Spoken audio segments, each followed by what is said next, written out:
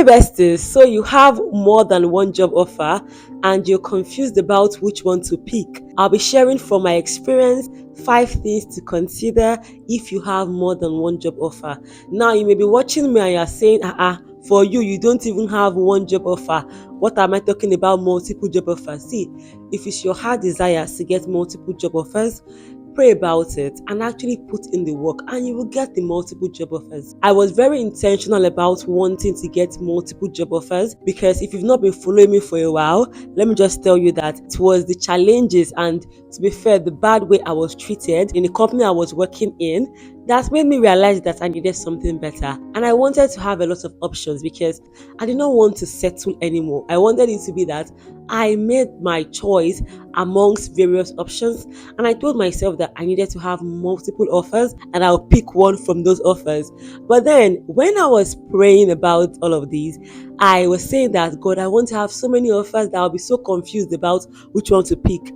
That is not a good prayer. So if you're praying for multiple job offers, pray that you would have multiple job offers and you would know which one to pick. Because I don't know why I prayed for confusion, because I was truly confused. That's why this video is very important, because I want to lay the background to why this video is even existing. So I was so confused, and I say that I had 7 offers, but I actually had more than 7 job offers, because after 7 I just stopped counting and I had a lot and I did not know which one to pick. Imagine me saying yes to all of them, because as they were calling me, hey, congratulations, I will say yes, thank you. I accepted the offers. And it reached the point that one of the job offers, they started processing my visa. Like, they already had COS. They had processed COS. I did not know when they did that because they did not even tell me. That's when I realized that, what? You need to make a decision and make it fast. Now, I would advise you, if you have multiple job offers, yes, accept them. And the reason I say that is because a lot of these companies, they are keeping you as options. In short, there are some job offers that are giving you that you are not the ideal candidate. You are just an option. The ideal candidate said no, and now they've come back to you. So you have to play that game also, especially if it's a company you want to work in. If it's a company that you don't even want to work there, of course, just reject it. But if it is an option, say yes. But then the mistake I made was I said yes, but I took too long to make a decision.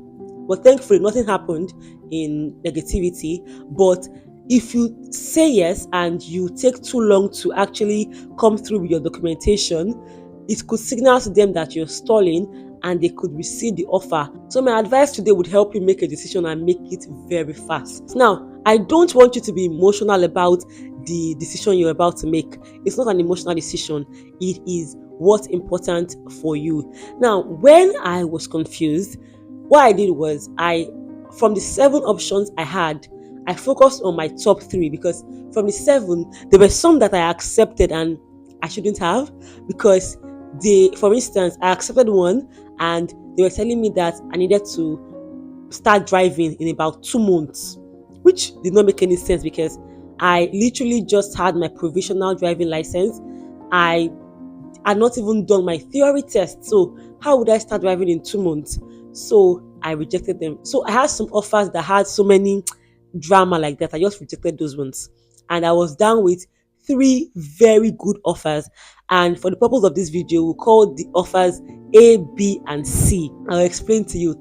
Now, A was the first offer that came, and when I went for the interview, it was amazing. Like, they loved me. They absolutely loved me.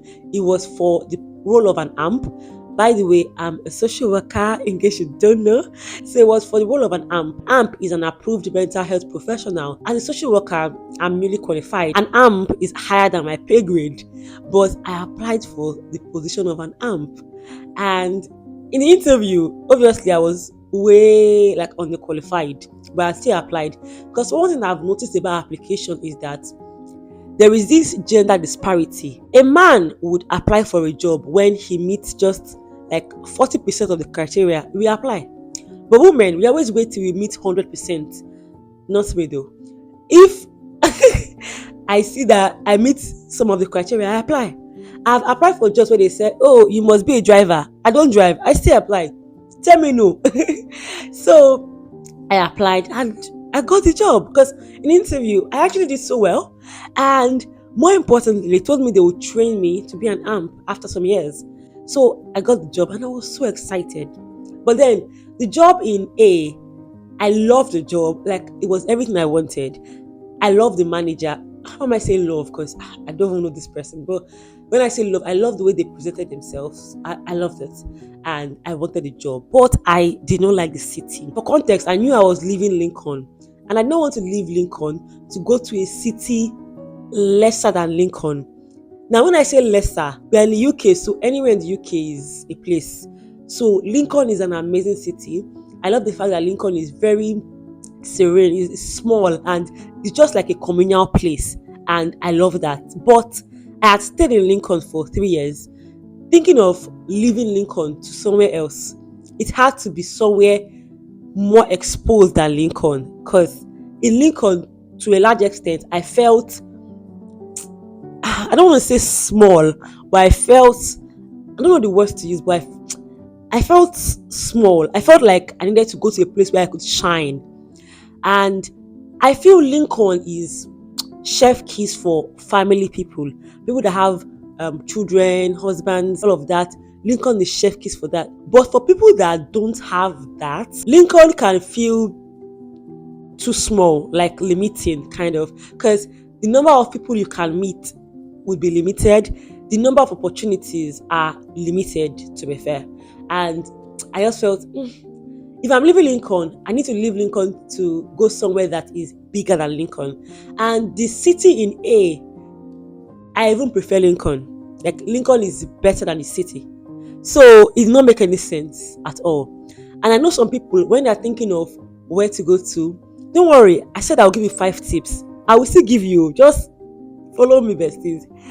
And some people, when they're thinking of job, they just think of just job. Me, I think of the city. Although when I was coming to the UK, thinking of Lincoln, I don't know anything about Lincoln. For me, it was just about just leave Nigeria. And being in Lincoln, I realized that city matters. So I told myself, I am not going to a small city. I wanted a bigger city. And that was that. So, A, perfect job in every respect, but I did not like the city. B, I was indifferent about the city, indifferent about the job. And for context, the jobs in A, B, and C are all jobs of a social worker, but different teams. So for B, the city was, it's a big city, relatively big, and the job itself, it was okay. So I was indifferent about it. There was no big emotion. I was indifferent. Now for C, see, the job was okay. I think I don't really care much about the job because the job was social work job. So it was, okay. But the city was my dream city. And I was like, what? My dream city? My dream city in the UK is a place that I've always wanted to be in. Like every time I go there, I'm always so happy. And I wanted to live there, but I did not think it would ever be possible for me to be there because it's, now that I'm saying that, it sounds bad, but for some reason I felt kind of stuck in Lincoln. I don't know. Now in retrospect, I don't know why, but I felt stuck in Lincoln.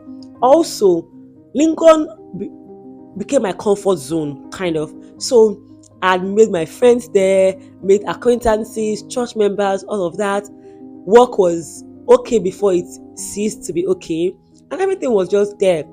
So I never thought I would ever be able to be in my dream city. And the fact that I got a job in my dream city was like, oh my God. So I was so confused. A, B, C. Should I go for the job A or the city C, or B that did not excite me, job or city? And I started asking my friends for their opinions and their advice. And if you have multiple job offers, I would advise you not to ask people for their opinions. Mainly because people give opinions based on their own experiences.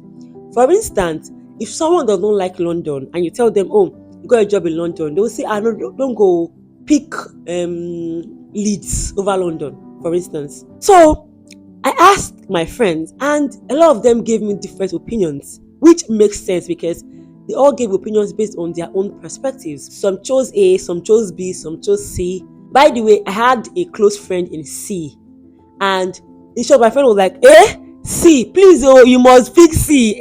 How is it an option when you have us, you have that support system? But I ensured that I did not listen to anybody, and I'm very proud of that. After I asked for opinion, I realized that, you know what, this is your decision, Ada, make it. So I told everybody that thank you for your advice. I would end up making my own decision. Even though my friend, like, I told her I won't discuss this decision making process with you. Let me make my decision. And that one is very important, because if you make a decision because someone said you should go for this job offer, if you start having problems there, you would indirectly blame them. You would indirectly resent them. But if you go for the one you really want to go for, if things go wrong, you will know that you made that choice. And I realized that, see, Ada, make your choice and stand by it. Do not give people that power to make choices for you. It's your life. You are at the driver's seat. Don't hand over the reins to people. Because, as I said, if they pick the wrong choice, you can't blame them, because they are helping you in their opinions, and they will not live with you. They will not do the job with you. Why not make your own decision? I stopped asking people for their opinions. I got my journal and I made a list, which is what I'll be sharing with you. I made a ranking of the things that were important to me without emotions, because if I wanted to be emotional, immediately I would pick C, because, yeah. But I said no, it has to be what I really wanted. Before I go on, can you guess in the comment section which offer you think I picked? But I'll tell you towards the end of this video. My first criterion was work-life balance. I prioritized having a job that had work-life balance, because I knew that, see, I'm a YouTuber. In case you don't know, I also have a fashion brand. In fact, if you're watching me now and you want to buy beautiful outfits, go on Instagram or TikTok, search for Adazempire. That is my fashion brand. Go and buy from me. Now, imagine me in the UK doing a 9 to 5, YouTube, sewing, fashion tutoring, alongside other things I do by the side. I knew I needed a job that gave me good work-life balance. And as such, I wanted a job that had remote working, because in the job I was in Lincoln, nothing like that. Even though the job was such that you could do it remote, but for some reason they said no, it must be office-based every time.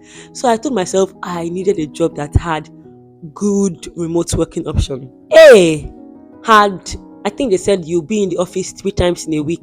B said you'll be in the office 3 times in a week too, I think. Then C said you have your caseload, you have your, basically, it's your discretion. If you want to come to the office every day, it's your business. If you want to come, it's your business. But generally, people come like twice in a week, but there is flexibility. That immediately was a good tick for C. Second thing was in terms of salary. A had the least salary. B had the second best salary, but for B, in 1 year time, like after you pass your ASYE, in case you're not a social worker, ASYE is basically your first year of employment as a social worker. So for B, after the ASYE year, they increase the money, so it's a lot. But C was the highest paid, and obviously that was the tick. But to be fair, I tried not to even make it about the money, mainly because I feel like social work jobs can be quite similar. Like, I didn't want to make it about money because the 3 cities had different cost of living. C had a higher cost of living, so it made sense that C had a higher salary. B had the second highest cost of living. Then A had a low cost of living because of the city. So I did not really want to base much thoughts about salary, because someone can be working in A and still be making the same money like someone in C because of cost of living disparity. So that was not much of a consideration, but I still considered it. By the way, if you're enjoying this video, I want you to give me a like. Now, my third criterion was the people. If you're trying to get a new job, critically think about why you're leaving your current job. Ensure that you don't repeat the same patterns. Now, a major issue with my previous job was the people. Not in terms of the people I worked with, in terms of colleagues, but in terms of management. It reached a point where I was literally set up to fail, and that's because of the people management. So this time I became very intentional about the people. And of course, if you've not started a job, you can't really know much about the people, but in your interview, you can have a sense of how they are. Even in your onboarding process, you can have a feel to the way they are. Now, for A, in the interview, it was chef kiss. The manager really seemed like he loved me or he liked me. In B, it was okay. In C, I could not gauge it. So I did not know about C. Interviews of A and B were all face to face. So it's easier for me to read body language face to face. But C was online, and I was the one that requested it online because of work. But I could not gauge who they are. But also for C, I was told that the manager that interviewed me would not be my manager, that there will be a new manager that was new to the team, which I took as a negative. Although I talked to some friends that said that was actually a positive thing because you're starting on a clean slate with a new manager that did not know anyone. But for me, I did not like it because I could not gauge what I was entering into. Although I went to the building after the interview, like after I got in the job, I still went. I told them, can I just come to check your office?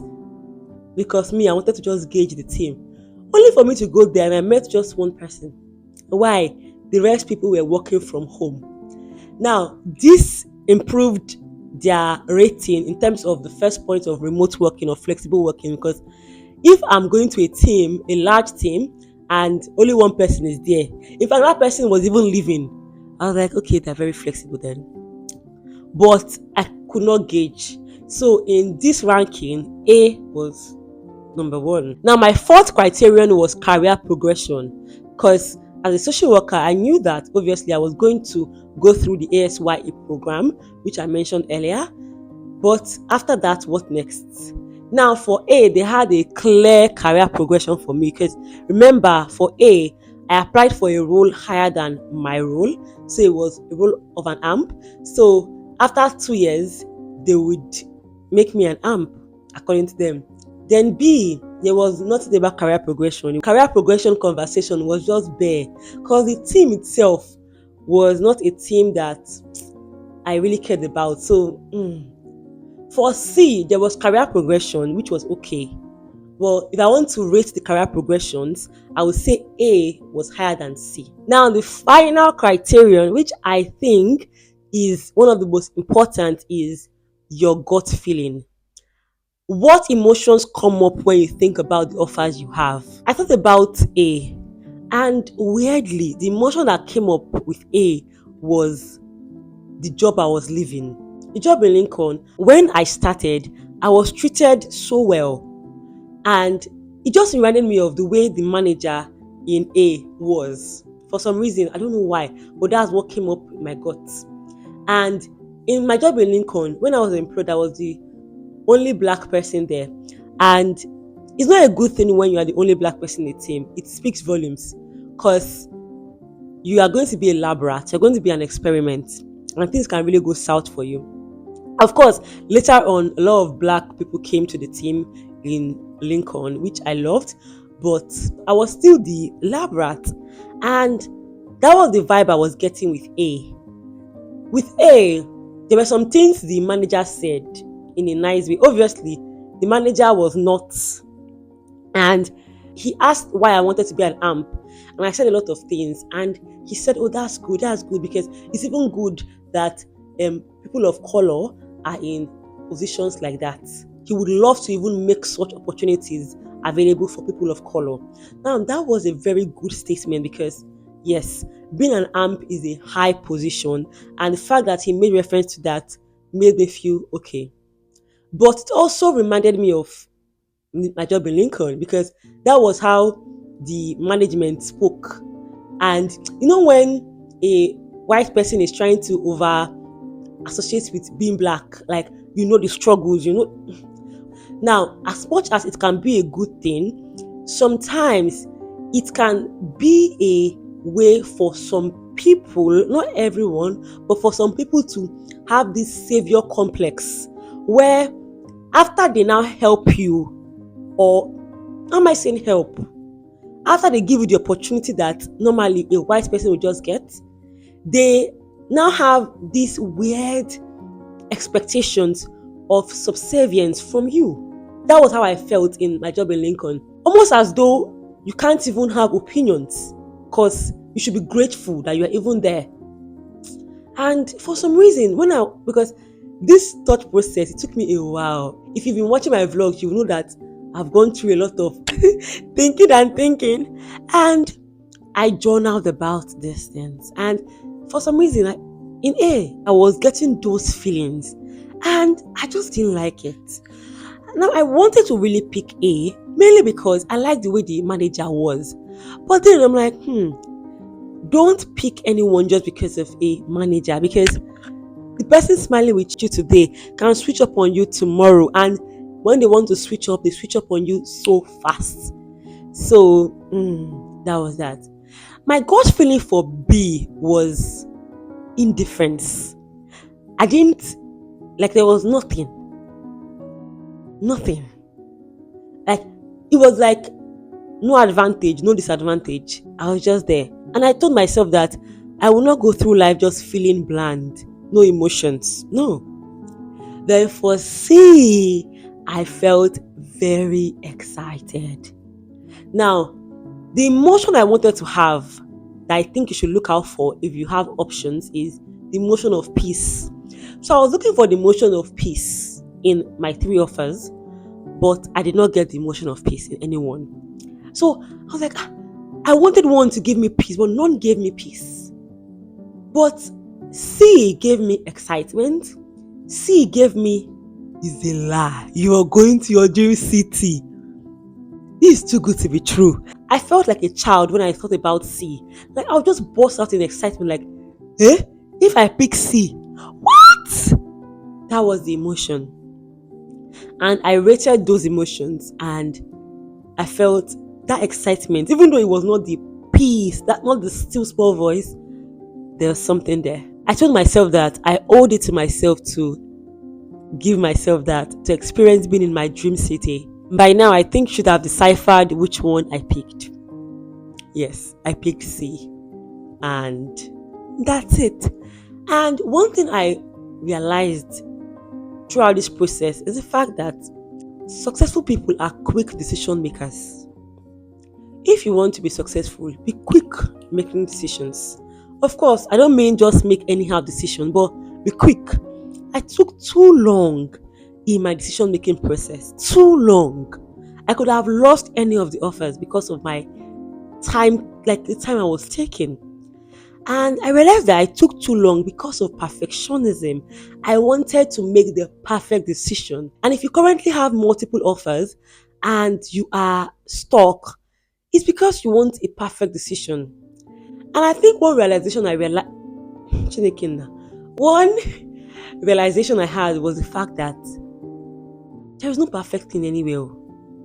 Just pick the one you've picked from your criterion and believe that's the perfect one. Because at first, after I picked C, there was this fear that, what if you now go there and it's not all that?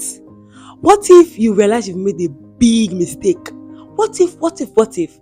And that's the reason why I was stuck in the decision fatigue. The thing is, I now have to tell myself that if I go to C and I realize that I should not have gone to C, it was still not a mistake. It's still part of my life's journey.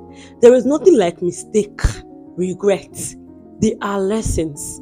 Because if I go for C and I realize there is not that, I'm not stuck. I'm not a tree. I can move. And that's something I learned from my job in Lincoln, that see, you can move. Same when you had multiple offers, you still can get multiple offers. Don't live in scarcity mindset. Be abundant. And I think that just released that pressure off me. And I realized that go there. It's yours. Enjoy. And if you go and for some reason it's not yours, you move. You can move. And of course, this I'm saying you can move. I know that it's challenging to move, but if things are bad, you can move. And something else I realize is the fact that there are people that when they have options, they always have good or bad. I've noticed in my life's trajectory that I never have good or bad options. I always have good and good. But which one is mine? That will now depend. And I've seen this not just in terms of jobs. I remember one time, this very good man wanted to be with me, and I knew that he was not for me. I just knew it.